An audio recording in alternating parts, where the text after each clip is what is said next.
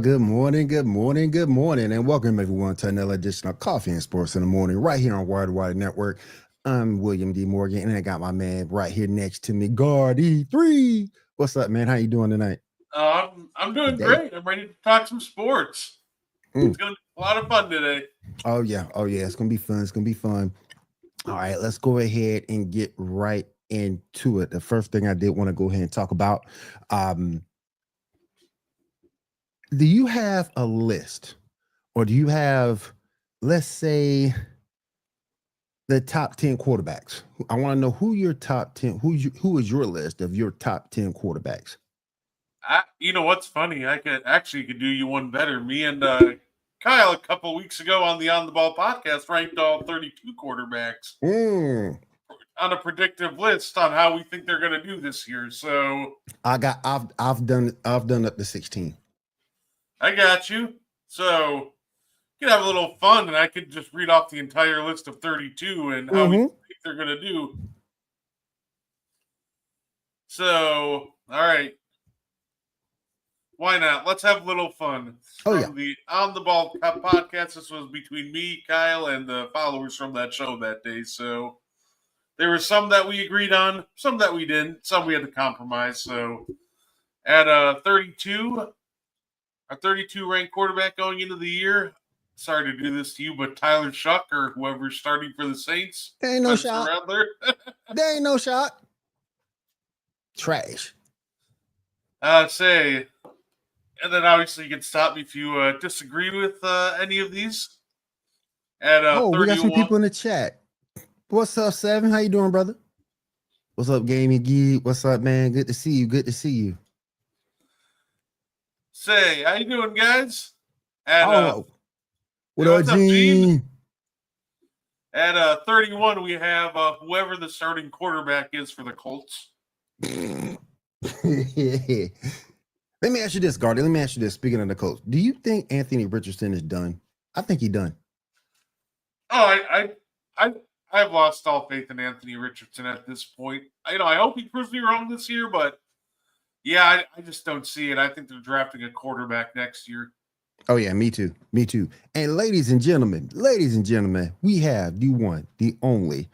When you know better, you do better, as Carmack could say. Let me bring my man Mo in. Mo, what's up? Hey, good morning, Will. Good morning, Brett. Good morning, Chad. How you doing, man? I'm doing well. All right. Going over Gardy's 32 top quarterbacks. Go ahead and continue, my friend. Alrighty, so just to catch you up, Mo, at 32, we have Tyler Shuck or Spencer Rattler, whoever the Saints starting quarterback's going to be. At 31, we have whoever the Colts starting quarterback's going to be, whether it be Daniel Jones or Anthony Richardson. It'll be Danny Dimes. Yep, should be. Say, I think Richardson is done. I really think he is. they kept showing that clip of him making that really nice throw. And to his credit, he made that really nice, like, deep ball into coverage. Again, I can't remember who he was playing, in preseason. And I chuckled because the first thing I saw about that play was, why didn't he just hit the wide open wheel route that would have been a walk-in touchdown on the other side of the field? Yep. My thing with this is Richardson is you knew what he was when you drafted him, and to have those heavy expectations of a young man who already came into the league with deficiencies, and not getting him to where he needs to be, that's part of Richardson's fault. But the other half is I blame the Colts. Because you can't put the world on Mount Everest on someone's shoulders when you don't get them ready to accept the load. So I think it's partly Richardson and partially the Colts.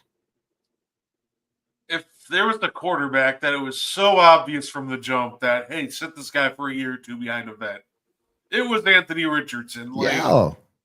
But they all of a sudden just wait till year, what is it, 3 or 4 to be like, hey, by the way, we brought in a vet to compete and possibly for you to sit behind and learn from.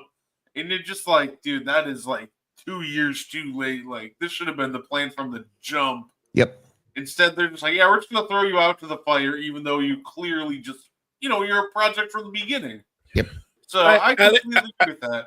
I think if that was the thinking, then it's flawed thinking because everything you knew about him when you drafted him said high risk, high reward.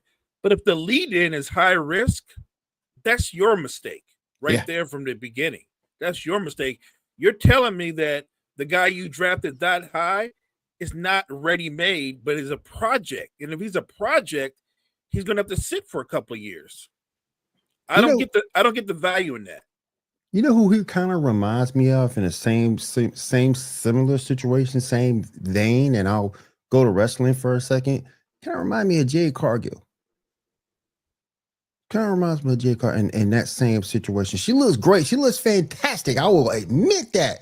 But she's still green when it comes to the WWE way. And that's why they took a push away from her. Well, Richardson's going through sort of a similar situation. She could probably read defenses better. Probably could. Oh my goodness. Go ahead, Gordon. I'm sorry. I didn't mean to interrupt. I'm terrible this morning. No, you're all good. And 30, we have Joe Flacco or whoever the starting quarterback of the Browns is going to be. Yep. At 29, and this is, by the way, this is our first disagreement. I actually had this guy ranked a little higher. J.J. McCarthy of the Minnesota Vikings. Say a little skepticism because he's a rookie, but I think he's going to do great this year. I think he's got a ton of weapons to play with. All he's got to really do is just get it out to his playmakers. Is Justin Jefferson now healthy? I believe so. Yeah. I know he was going through some leg injuries early in the preseason, so hopefully he comes back healthy. I haven't heard anything that'll suggest that he's going to miss, like week 1 of the season. So at 28, Justin Fields of the Jets. Not high on Justin Fields. 27. That's fair. Dangerous Russell Wilson moonballs. Hey, real quick before you go a step further, Brett, with Justin Fields, is this a make or break season for him? Like he's been handed the Jets starting job. This isn't one of those. There's a quarterback battle. There is no quarterback battle. He's the guy. Is this a make or break season for him in terms of how we view him as a quarterback? I think so. At least every other year, you could find a way to make an excuse for him, right? With the Bears, they're just the Bears. They don't know how to develop quarterbacks. With the Steelers, he got yanked too early, and when he was winning games, they took him out, put in Russ. This year, he just doesn't have that. He's just going to sink or swim on his own merit. So I think this is absolutely a make or break year for Justin Fields in terms of being a starting quarterback. Kyle, what's up, brother? How you doing, man? How you doing? Seven says it's an absolute make or break year. And I'll agree with you. And I'll agree with that. We'll definitely agree with that. I think Justin gets put in a bad all these doggone offensive coordinators and throughout his career. So I think this would be a make or break for him. I really think it would. All right, go ahead. Speaking of make or break, the next guy we have on our list, it's also a make or break year because after Russ at 26, we got Trevor Lawrence of the Jaguars. That's a good one. Spoiler alert: we don't think I'm not very high on him making it, but I think this probably breaks this year. I think he's going to be a good quarterback, but I think the idea that he's going to live up to his draft type is definitely gone at this point. So let me ask you this about Trevor.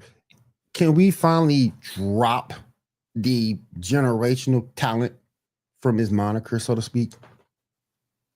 Oh yeah, I think that's gone. I still think he stays in the league a while. He's definitely shown to be a starting quarterback, or at some point in his career, I think he'll easily transition to a high-end backup. But yeah, I think the term generational is definitely gone from him at this point. I agree with Kyle. And Brett, you're spot on with Trevor Lawrence. Spot on. We get caught up with the talent, but in terms of what kind of quarterback he's actually going to be in the league, I agree. I think he's going to be a good quarterback. He might even have success for multiple seasons, but I don't think when his career is all said and done, he's going to be in that conversation about, where's Trevor Lawrence? Is he right behind Dan Marino, right ahead of Dan Marino? I don't think he's going to be one of those guys. Kyle said he's dropped that years ago. I don't blame you. How much of Fields' failures is coaching though? Again, that's a good point. I don't know if you can bank on it as an overall excuse, but yeah, it's definitely part of it. Daniel, what's up, man? How you doing? Welcome to the stream. Don't want to make an excuse for Justin, but if he had a bad season, we'll put the blame on him because he has a rookie head coach that is the defensive coach too. Another good point. So we'll see what they do. We see what they do. Hopefully they'll be successful. I like Gene's trade proposal a little bit better. Go out and get Chris Olave. Maybe that give him some a boost. I don't know if they'll do that trade. I would, because with them or without them, the Saints ain't winning nothing. So I definitely do that trade. Maybe get some late round draft capital for him. But we'll see. All right, I'm sorry, Brett. Again, continue. Oh, yeah, you're good. The list is meant to spark conversation. So, say after Trevor Lawrence at 25 got Sam Darnold in Seattle. At 24, Michael Penix. Did you see what they did with him the other day? No, what they do? Misspelled his last name. Oh, I did see that. That was bad. That was terrible. That was terrible. I say at 23, this guy make us look like an idiot because he's been killing it in preseason. Cam Ward, very live arm. I love what I'm seeing on a Cam Ward in the preseason, showing us kind of why he's the number one pick. Even his 2-for-7 game was a lot better than it looked in the box score. That's why I'm so liking Calvin Ridley in fantasy more and more because of him. Dude, I saw a lot of people going, well, he was 2-for-7. I'm like, well, half these throws are just hitting the receivers in the perfect spot. They're just dropping them. Like that crossing route to Van Jefferson. They're like, oh, saw that. Yep. He's got to put more touch on. I'm like, I'm sorry. Do you want him to just walk over and hand him the football? It's the only way you can put it in a better spot than what Cam Ward did. Yep. Say at 22, Bryce Young. That's fair. 21, Drake May. At 20, Aaron Rodgers. Aaron. 19, Tua. 18. And that's being generous. Yeah. Say 18, Geno Smith. 17, Kyler Murray. 16, Bo Nix. 15, Brock Purdy. Get Van Jefferson off my team. Good morning. Fair enough, Jerry. What's up, Jerry? What's going on? Get him off the team. Say 14, CJ Stroud. 13, Justin Herbert. 12, Jared Goff. 11, Baker Mayfield. 10, Caleb Williams. 9, Dak Prescott. 8, Jaden Daniels. 7, Jordan Love. 6, Matthew Stafford. 5, Jalen Hurts. 4, Patrick Mahomes. 3, Josh Allen. 2, Lamar Jackson. And I think the best quarterback this year will be Joe Burrow. That's fair. That's actually fair. The only issue I have with that list, you had Caleb Williams over Justin Herbert. Oh, very much so. Is it the situation? Is it the talent? Or why do you have that? Oh, it's a mix of the situation and the talent. I think the combination of Caleb Williams and Ben Johnson is going to be fantastic, and I think with how talented Caleb Williams is, he's going to make a top 10 leap this year. And then especially what I saw last game out of him in preseason, and I get it, we can go, it's just preseason, we don't take too much out of it, but it's the process, right? So last year in the preseason and regular season, we saw just Caleb Williams win by, especially in the preseason, he was doing great because he was just out-athleting second stringers and third stringers. Same reason why he struggled in the regular season. But this year under Ben Johnson, I'm seeing a lot of drop back, 1-2, get the ball out. Like he's making quick, timely decisions in the Ben Johnson offense. And it's the decision in the process that's really made me more confident that Caleb Williams is going to be a top 10 quarterback this year. Man, I disagree with that. Me too. That dude's not going to be a top 10 quarterback. I don't think he's as mentally tough as you need to be to play that position. And I think that it's more smoke and mirrors. For him to make a leap to be a top 10 quarter, I don't see it. I'm not even a huge Justin Herbert fan. He's going to have a better season than Caleb Williams. Matter of fact, there's a few people on your list that are below Caleb Williams that'll have a better season than Caleb. I don't think what Ben Johnson can't do is he can't throw the football for him. And, he certainly can't think for him. I don't think Caleb Williams is really great at processing. I don't. And he still holds on to the football too long. I don't get caught up in preseason football because a lot of people look great. If you go by preseason football, Jackson Dart's going to be a top 10 quarterback. He's not going to be, but if you go by preseason football, he is. I don't see it. I think that Caleb Williams is going to struggle early, and I think he's the type of player when things don't go well, he wilts and they just continue to go bad. I just don't think he has that mental toughness to push through. My issue with that, I think that we get enamored with Ben Johnson's offense, and I get it. We've seen it be successful in the past. I understand that. But between his mental makeup, I agree more with Mo on that. Plus, I do like the fact that the Chargers, they did sign back Keenan Allen. We got a very good receiver, young up and coming in Ladd McConkey. We got a good Ricky at the running back spot. I'm thinking Justin Herbert will have a better season than Caleb Williams between the talent that he has around him, proven veteran talent with a young receiver, young running back, and a good coach. So I think Justin Herbert will be better than Caleb Williams this year. But certainly I get it, because if you look at Ben Johnson's offense and everything that's done, I get where you have him ranked because of that and the talent with Roma Dunze, DJ Moore, and the crew. But yeah, I got to go with Justin being a little bit better than Caleb. Just even if you watch him his last year in college, I'm talking about Caleb Williams. He wilted at USC. He was horrible his last season in college. And it wasn't he didn't have talent around him. It was him. I just think what he doesn't handle well is he doesn't handle pressure. And I'm not talking about literal pressure or pass rushers coming out. I'm talking about the pressure of expectations. Right.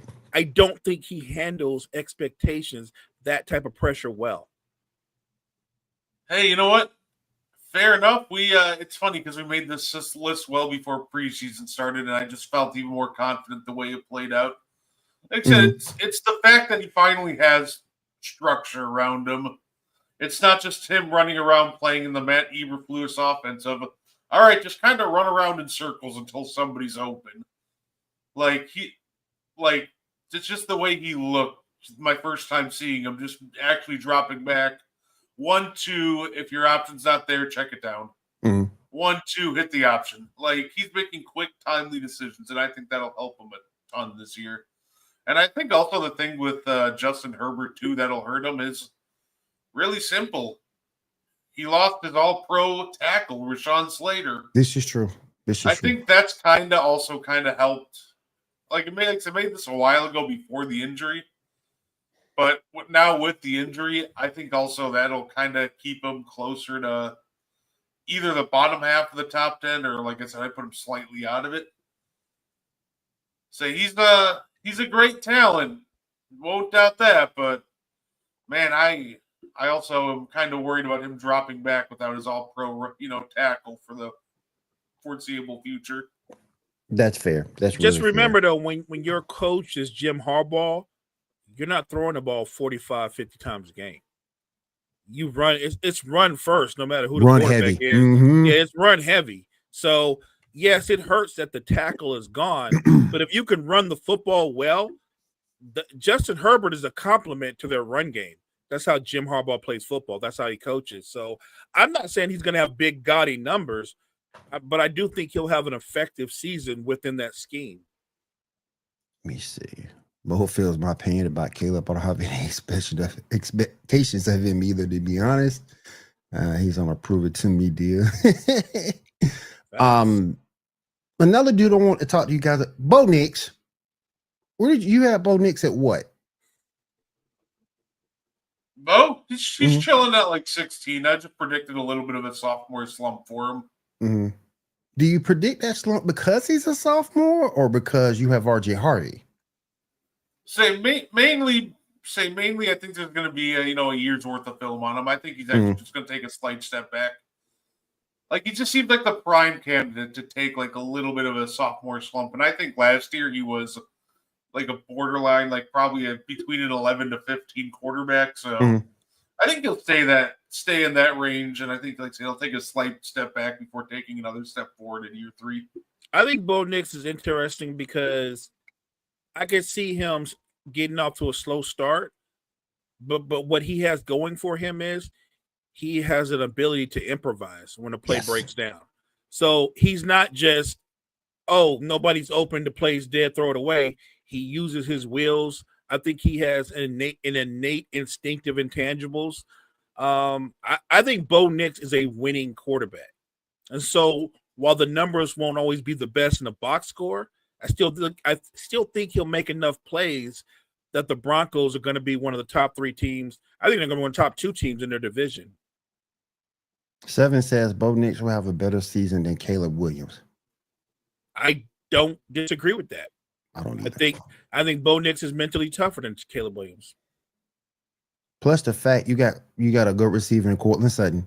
You got a hell of a tight end. He doesn't catch a lot of touchdowns, but he can move that ball forward. In Evan Ingram, you got a rookie back there in RJ Harvey. You got J.K. Dobbins on the team. Right. I can see a lot of dinks and dunks, and then maybe some play action bombs from Bo Nix. I like him coming up. In this upcoming season. And look, if you judge on weapons, well, Caleb Williams has all the weapons at his disposal. He does. Tons of weapons. They revamped the offensive line. Offensive-minded head coach. Everything is in the headwinds. But on the flip side, I think Sean Payton has a history. He's got a history of being a great offensive-minded coach. Mm-hmm. And like I said, I think Bo Nix has just got a little bit more of that thing in your chest than Caleb Williams does. Good morning, Key. How you doing? That's not something you can coach up. You either have it or you don't. Yep. Real quick, with that defense, Bo just needs to take care of the ball. That is a very good defense, and that's a very good point. Yeah. Very good defense. I'm gonna go over my little top 16 real quick. You guys can agree, disagree. I did 16, of course. So, according to the assignment that Carmike gave us, number 16, Daniel Jones. Number 15, Geno Smith. Number 14 is Justin Fields. Number 13, I got Brock Purdy. Number 12, I got Bo Nix. Number 11, I got Dak Prescott. Number 10, I got Baker Mayfield. Number 9, I got Kyler Murray. Number 8, I got Matthew Stafford. Number 7, I got CJ Stroud. Number 6, I got Justin Herbert. Number 5, I got Jaden Daniels. Number 4, I got Justin Hurts. Number 3, I got Josh Allen. Number 2, I got Number 4, I got Jalen Hurts. Number 3, I got Josh Allen. Number 2, I got, and I finished up with Lamar Jackson, Joe Burrow, and Patrick Mahomes. Real quick, I still can't get past Patrick Mahomes being. I just can't. It's just me. Go ahead, Mo. So are these your lists for like fantasy football or for like just real life? You know what I mean? Like real life, because Patrick's not going to be there for. He's not going to be there for fantasy purposes. He's not. No. That is Patrick isn't even the thing for me. Kyler Murray, you got Kyler Murray at 9, man. Like Kyler Murray is not a good quarterback. The only reason he's not a good.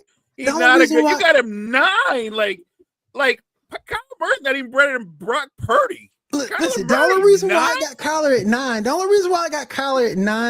I like the talent he does have at receiver and tight end.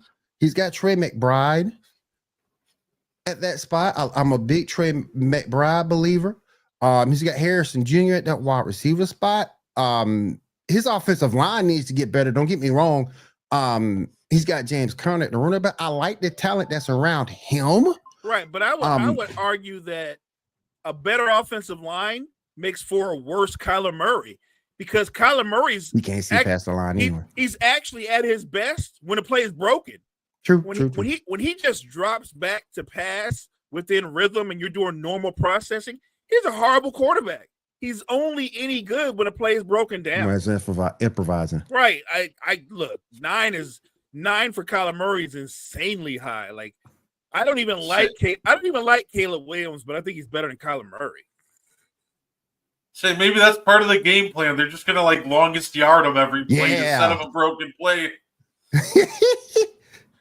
I like what Damien just said. Yes, I think Kyler Murray is great for a video game. Right.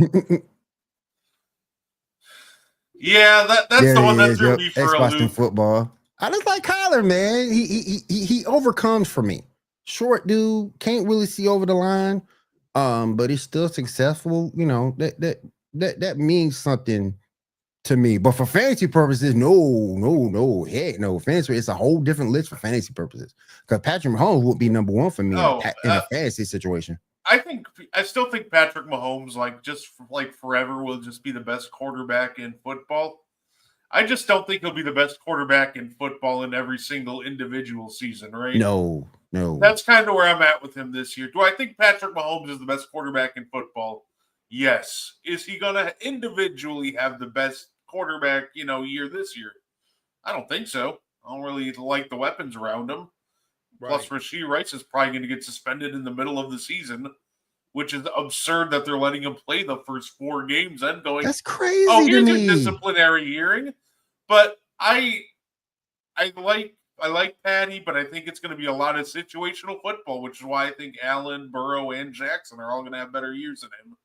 But I will not sit there and say any of them are individually greater than him. You know what I'm saying? Yeah, I feel you. And look, we don't judge Patrick Mahomes on the regular season anyway, right? We judge Patrick Mahomes on the postseason. Yeah, we don't. You know what I mean? Like so somebody else is going to win MVP, and then Patrick Mahomes is going to play in the Super Bowl. Yep. But I will say this though, this is probably the closest year you could say that he has competition in that division versus other previous years, because you got Denver up and coming, you got the Chargers up and coming. The Raiders might have something to say, a spoiler coming up this season. So this might be the closest he's had to competition in that division. I don't disagree with anything you said. I think the division has gotten better. I just still think in the end they're the best team. Oh yeah, definitely, the best team and the best coached, but with the best quarterback. Yeah, and that's a dangerous combination. But I'm loving to see that division is no longer a cakewalk. No, that division has become almost as brutal as the AFC North, right? Yep. Because of Harbaugh coming to the division, because of Sean Payton and what he's done, and now he's got Bo Nix to work with. Like, yeah, that division has suddenly become entertaining. I don't know if the Raiders are gonna make a huge leap, because I don't think they have a lot of weapons overall, but I do think that, to your point, could they be spoilers? Could they upset? Could they win some games they shouldn't win? Yeah, I can see that happening. Oh yeah, no, I think the Raiders are clearly the 4th place team in that division, but I also think they're going to be annoying enough that they're going to mess up some teams' playoff chances down the line. They got the perfect recipe to do it. Now they got Genty. It's just going to be a lot of ball control the clock, and keep the defense off the field as long as they possibly can. What kind of year is Genty going to have, Brett? He's going to go for 1,200, 1,500 yards? You know what? I think he's going to have a big year. I think he's probably going to hit around 1,200 yards if I had to guess. Bless you. Thank you. Do you think it's going to be more straight rushing or more all-purpose yards? Because he can catch. I think I like that. I think that if you go that route, Genty's going to be flirting with 1,800 to 2,000 total yards. I agree with that. Yeah, I think that's what's going to be the rushing yards. I think it'll be closer to maybe 1,700 all-purpose yards. I think he's going to have a fantastic year. I think so too. I loved what I saw from him. Like I said, a lot of his second, preseason action where he's just lowering his shoulder and just running through people, but showing some, elusiveness in the open field. Kyle said, Hey, Kyle look, said, well, you wow. Look, Kyle. Look, doggone it. I will give you. You can have Tyler Shuck and Spencer Rattler. I'll take Kyler. I'll take him. He'd be better than what the trash we got now. Really? All three of the quarterbacks are trash, Mo. They trash. Spencer Rattler is not a good quarterback. Tyler Shuck is not gonna be a good quarterback. So I'm not arguing, but if you're right and all three of your quarterbacks is trash, what does that mean what would your record be this year with the three quarterbacks you have when it's all said and done? Man, 1-17. Right. And you might be right. So I think that if you guys have Kyler instead of them, you guys will be like what, 6-11? We're gonna be 6-11. I mean, it's not that's still a failure, but yeah, it's still a failure, but it's better. And the thing that heck no, jury, no. But the thing for the Saints this year, I've said it once, I said it again. It's not win-loss work. It is for this team and developing this young talent. Developmental year. I got you. That's what this is going to be. Yeah, that's what it's going to be for the Saints. They're going to finish in last place. I kind of feel like my team is in that kind of a situation. I think we're going to be, flirting with the opportunity to make the playoffs, but it's not a lock because everybody talked about how weak their schedule is. I'm not arguing that. But what they're not focusing on is how much they lost, right? In terms of talent, yeah. And you know what I mean? Like, look at that. Look at their offense. Who are their starting wideouts? Yeah. Who are the starting wideouts? You got Juwan Johnson and Ricky, right? And Pretty Ricky. And Juwan is normally your third wide receiver, right? Yep. But now he's thrust in the role of a one. Yep. And then Pretty Ricky, and I'm like. I just don't know who the playmakers are on the offensive side of the football. And having Salah back is great to solidify the defense, but your defense is almost completely overhauled. You lost like seven starters. Yep. That's crazy to me. Oh, I can already see the 49ers offense. They're like first four plays are just going to be McCaffrey, Kittle, McCaffrey again. George Kittle. We might do something new this year, Will. You might see a lot of tight end reverses. Oh, dang. Ricky is at number 3 at best. San Francisco needs to go get a real one to compete. 100%. There's some guys out there that's still available. We can go get Gabe Davis. You know who we need to go get? Who I still think is a good football player. If somebody didn't sign him already, Brett, you can tell me this. I would go out and get Amari Cooper. I would too. If he's still available. Amari Cooper's better than both those dudes. Yeah. Did you just say number 1 and Gabe Davis in the same sentence? You will be your number 1 until Brandon Ayuk get back. That's sad. And that's bad. I was saying, I don't think that man was I don't think that man's been a number 1 since, They sold themselves on the idea after that 4 touchdown game. You see what Jory? Oh no! Come on, Jory. Come on. Oh man, that's a failure. That's a failure if I've ever seen one. That's harsh stuff, Jory. Come on. That's a failure if I ever seen one. I wouldn't want to. According to pre-draft Cameron Ward, Treylon Burks is a top wide receiver in the league. So. 7 said trade for Tyreek, get him with a real offense, man. Nah, I don't want that dude. That dude, he hella talent, but he got a lot of AB in him. I don't need another one of those. I don't want that. Nah, Facts. Yeah, he got a lot of problems.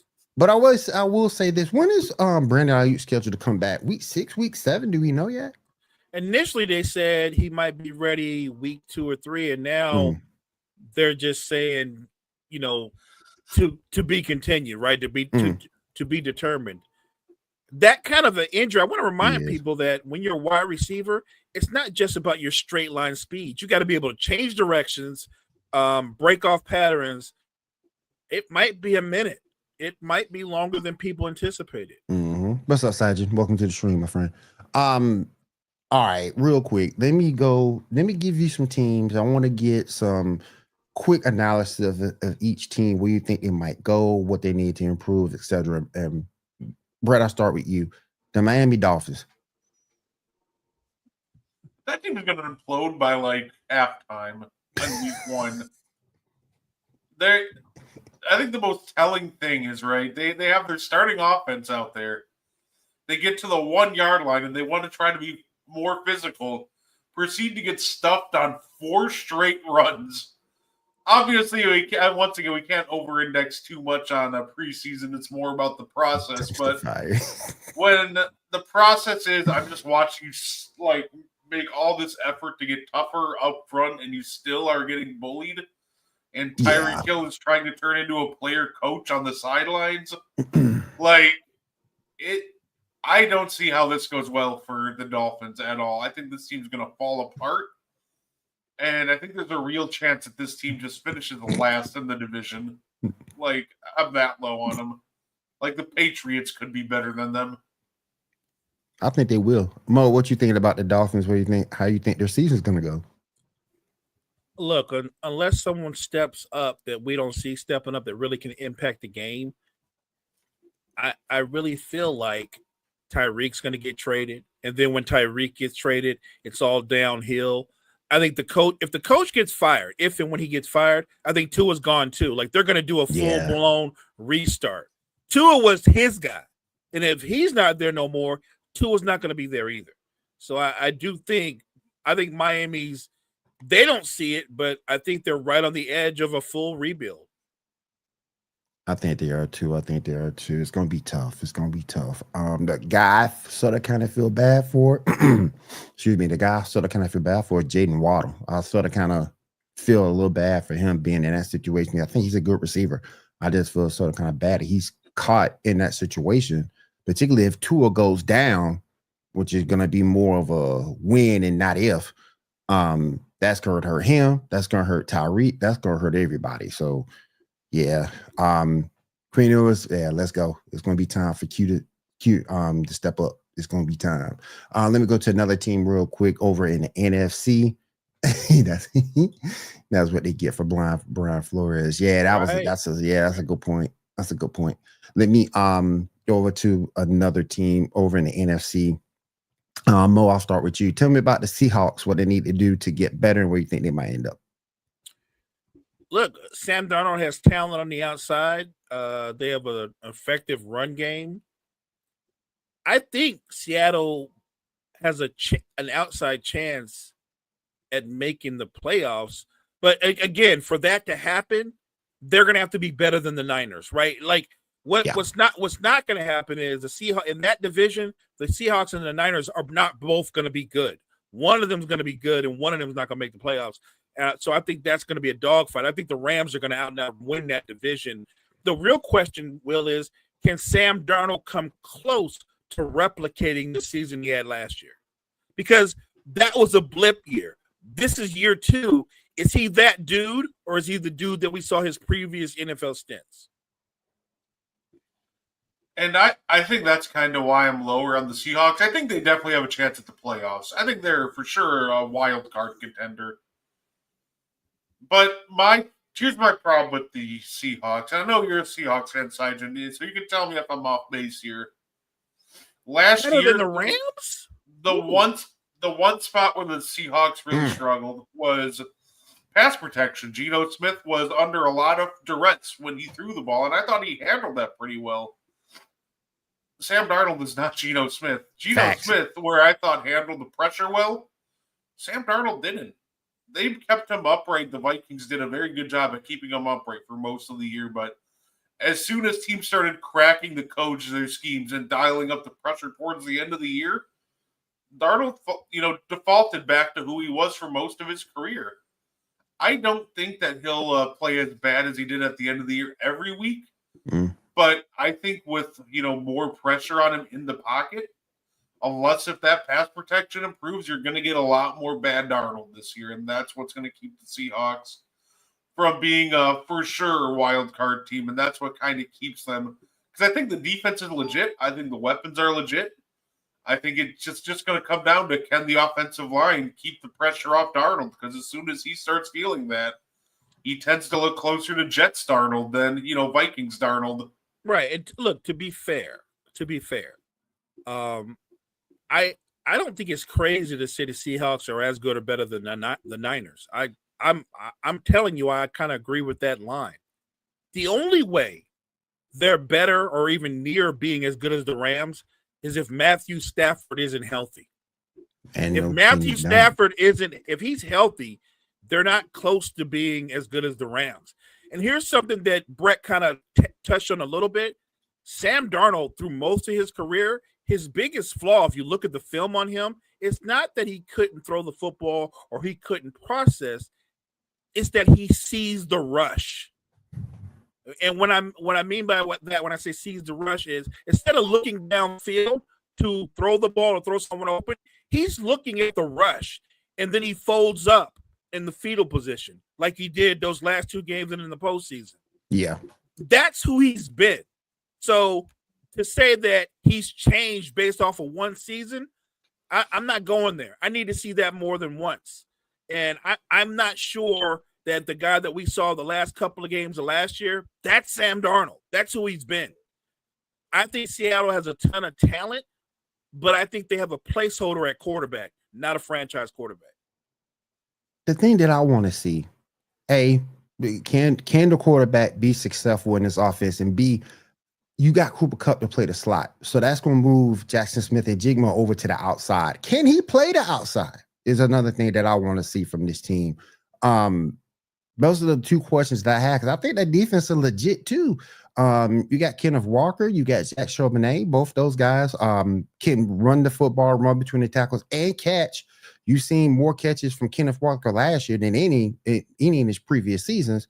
So I think they can be a good team. But again, quarterback's gonna have to hold up, and I want to see if Jackson Smith and Jigma can play on the outside. I want to say that. Can he be on the play the outside effectively? That's what I want to see from that team. All right, let's move on. Let's move on to another team. I'm gonna move to a team that Gardy knows really, really well. We're gonna start with him, the Green Bay Packers. We sleeping on? Are we sleeping on Jordan Love, man? Are we sleeping on him? I think a lot of people are going to sleep on him this year. I think the only problem with him last year really just came down to he was hurt. He really picked it up again down the stretch. He tends to start out a little slow, but he tends to really warm up and get hot going into the playoffs. Last year, 10 touchdowns and 2 interceptions over the last 8 weeks. And a real problem that he had against the Eagles was just his offensive line completely fell apart. And I don't mean that in a way that they didn't play well. It's just when you lose 2 starting offensive linemen and against a team like the Eagles and you have guys that really should never have seen the field against Philly. They had, that was just kind of it. It was a death sentence. I think the Packers will come back with arguably the best offensive line in the NFL. Everybody's going to be healthy. Plus, they added multiple names, and we upgraded at center just by moving Jenkins there. Yeah. Obviously, we have a new wide receiver in Golden. Granted, the biggest issue with this team is still going to be drops. These guys have to get it together on that end. And Jeff Hafley, he ran a fantastic defense last year, and we're going to have a lot of guys in year 2 on that defense. So I think the Packers, not only are they going to be good, I think they have a real chance at being one of the best teams in the NFC, right up there with teams like the Eagles. Mo, what do you think about the Packers this season? I think they're going to be fine, like Kyle said. I think the Packers win the division outright. Whoa. They're going to win the division. Detroit's going to take a step back. Chicago's not going to take as big a step forward. I think the Packers have the best quarterback in the division. I think they have the best team in the division. I think the Packers win the division. Plain and simple. And I think they have the best balance when you look at their offenses. Power run game. Right. versatile receiving core that they just added another burner who can take the top off the defense. Yes, we can talk about drops. They had issues with drops, and look at the record they had last year. Right. If these guys just concentrate more instead of trying to run without the football, they're going to be that much better. I have no doubt in my mind, barring injuries, Green Bay is going to win that division.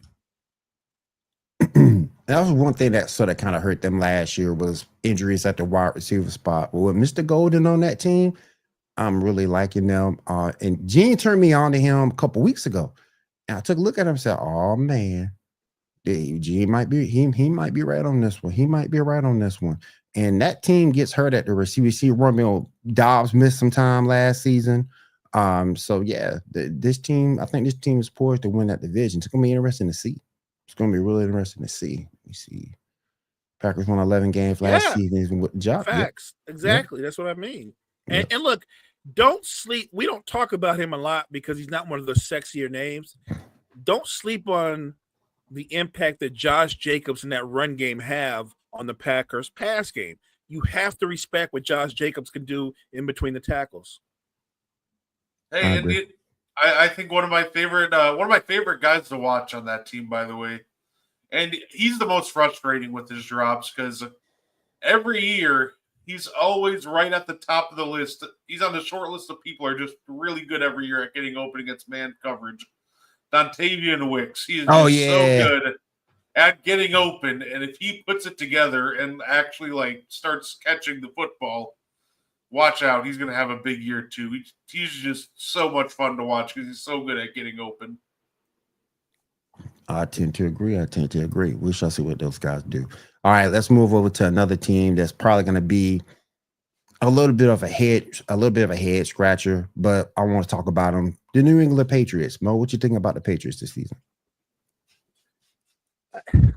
So I think the Patriots are going to be a physical football. I think they're going to reflect their coach, Vrabel.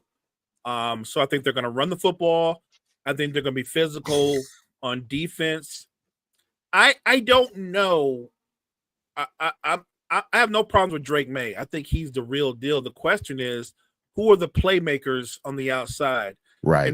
And what does Stephon Diggs have left in terms of him being a number one receiver? Because I think the Patriots can be competitive even if their offense isn't explosive, because I think they're going to have a good defense. Let's say I think the Patriots are going to be bad in the sense that they're not necessarily a bad team, but they're just young and they need time. I think that this team is, it does have the issue of I don't trust any of their playmakers. But at the end of the day, when it comes to the Patriots, I think that they'll be a competitive team. And I don't think their record will really reflect on, how good they will be in the future. But I think this year, they're not going to be great, but I think they'll be competitive. I think they can be better than the Dolphins. But, yeah, I think that they'll be a fun, competitive young team to watch. Yeah, I think so too. And I'm liking Drake May from a running quarterback perspective. I think you get a lot of rushing yards that way. It's going to be interesting to see what those guys can do. I think they would be better than the Dolphins as well. Anyone here see them giving Buffalo a run for their money? Was Buffalo still the class of that division? No, I don't think. I think it's Buffalo's division. Yeah, I think so too. It feels like the only team that I don't know, it feels like there really isn't a team in that division that can keep up with Buffalo. The closest thing you probably have that has an outside puncher's chance, the Jets, but if the Jets are the closest competition you have in your division, safe to say you could probably even just fall backwards into the number one spot at that point. So we didn't really touch on this, and I don't know if Will's going to go there, but again, early I mentioned, is this a make or break season for Justin Fields? The Jets have every element you need to be successful as a quarterback. They have talent across the board on the outside. Mm-hmm. They have talent behind you in the backfield. They have defensive talent. They have a solid offensive line. This is all on the quarterback. Either he's going to be the guy or he's not going to be the guy. And so a lot of people who are really high on Justin Fields think this could be a year that they compete with Buffalo for the division. I don't know. What I do know is I think this is going to be the last year we see him as a starting quarterback if he doesn't play well. I think this is his opportunity to grab a hold of the mantle and say, this is my team. I'm QB1 and they can ride with me or not. Because I don't think you can always keep having excuses of he's at a lot of different offensive coordinators and coaches and all. This isn't year 1 or 2 for him, though. Aren't we in like year 4 or 5? Yeah. I'm just saying. It's not his first rodeo, that's for sure. I will say this, going back to the Patriots real quick, I do like Travion Henderson at the running back spot. I think Ramondre Stevenson's days are numbered. What do you guys think about that?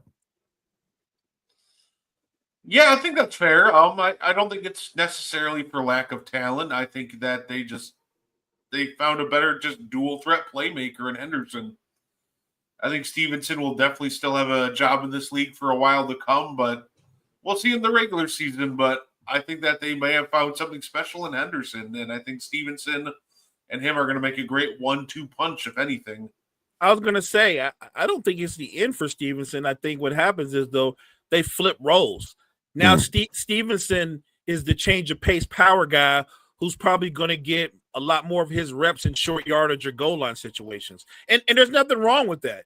If he's the red zone running back and his physical style of running complements, I like the combination. I'm with Brett. I think they make for a really good combo.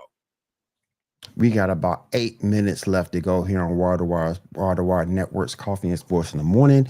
Want to ask you guys this. We've talked about some of the rookies in the NFL this season.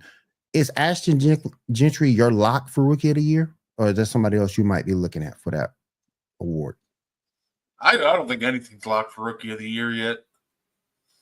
Like, I think Gentry should be the odds-on favorite, but there are also, don't sleep on, guys like, obviously Travis Hunter, but Ted McMillan also has a very great talent, and him and Bryce Young, I think they'll take a week or two to get on the same page. Like, I think Gentry should be the odds-on favorite, and I think he has a great chance, but man, there's a lot of great talent from this rookie draft class that I think it's too early to say that anybody's a lock. I think Gentry will be the favorite, but I would tell people like Brett, there's multiple guys out there. Cam Ward might have an amazing breakout season. So let's not sleep on what he could do. Stop it. They been being funny. They been being funny. You wild. He's wilding this morning. But yeah, it's just wilding out this morning. All right. Let me switch over to the NBA real quick. I want to ask you guys a question. Who are the younger teams in the league? And I'm speaking of your Charlotte Hornets, who are still generally a younger team. Any young teams you see making an up and coming move, a step up this season in the NBA? No, go ahead, Brett. I was going to say I know one who isn't gonna, the Charlotte Hornets. No. But they're consistent. They'll be back in the lottery. Oh yeah. I think Orlando is going in the right direction with their young core. You get those two booking forwards. Now you added Desmond Bane to that. So I like what Orlando's done. I think Detroit obviously showed you taking a big leap forward last year. I think they're going to be even better this season. In the West, it's weird to say because we keep forgetting the defending champs are one of the youngest teams. Yes. The defending champs are one of the young teams. Yes. I don't know if they get better, but here's the scary part. They could get better. I think J-Dub could get better. Chet's going to get better. SGA's just hit his prime. So, yes, the defending champs, technically, in terms of development and growth, they could get better.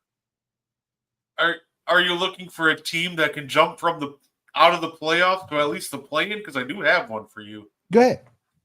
Portland Trailblazers. Portland Mm. Trailblazers going to jump to the play-in this year. That is one of my hot takes for this year. You have An extremely hot take. Yeah, it you is. you have Tanami Cameron, who was an all-defensive player last year. Donovan Clingan, who was a very great rim protector last year. You're adding Drew Holiday to that mix. Mm. I think that they have the skeleton for a top 10 defense. And I think when it comes to Portland, I think it's going to really come down to can they figure out their offense. But I think they have talent on that end. You have, guys like, Scoot Henderson, I think still has, offensive punch to his game. Shane Sharp.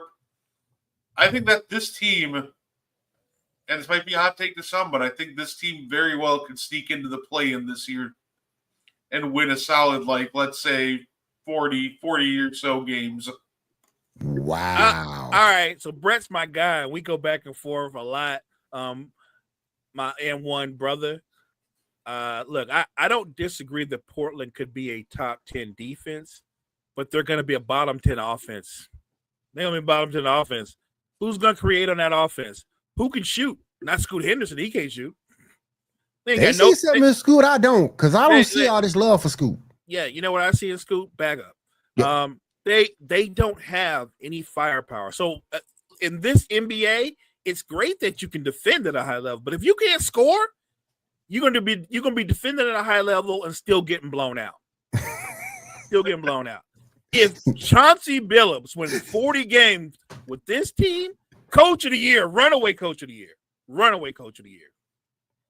All right. As we finish up this show this morning, everybody, just want to remind you, please join us later on this evening at 10 p.m. Eastern for the Sports Report podcast. Myself, Seven, Ando, and Erica get you caught up in everything that went down in today's sports world. Gardy, do you have anything else to finish up the show? No, I'm just happy. I was happy to talk sports today. I'm excited for excited. It's going to be a great week. I'm going to a Renaissance Fair on Sunday, so that's going to be a lot of fun. Awesome. But yeah, no, make sure to tune into the Sports Report tonight and just all the great content that Wire to Wire is bringing you. And I will see you again tomorrow. All right. As I'm going to steal this from Carmike one more time. As you know better, you do better. Go ahead and finish this up, Mo. Hey, thank you, Chat, Kyle, Damian, Syjan, Jory, and everybody else joining us from whatever platform you're joining us. Make sure you check out all the great content that we have at Wire to Wire Network. Wire to Wire Network, we appreciate you guys. And as we close out for tonight, I'm going to show you a glimpse of all the great content you can get here on Wire to Wire Network. And we'll see you guys tomorrow. Have a great week, everybody. Take care.